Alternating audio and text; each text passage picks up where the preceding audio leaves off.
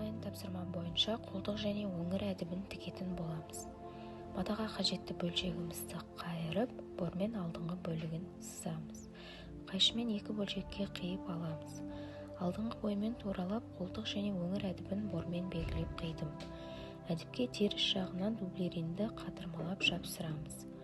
Өңір әдібін бойымның іш жағына орналасатын болғандықтан, негізгі матадан ішкі жағына әдіп қиындыларын теңестіріп, 1 см сырып тігіп аламын.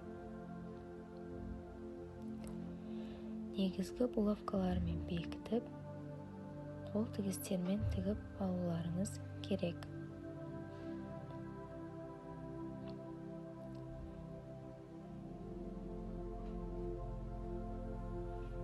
Алдыңғы бойдың қолтық ойындысында көктеп, машина тігісімен сырып тігіп шығамыз. Қолтық ойындысында көктеп, өңір әдібінің ені 2 және 4 см аралығында алуға болады. Мен үйрену мақсатында тігіп жатқандықтан дайын лекала көмегімен орындап жатырмын.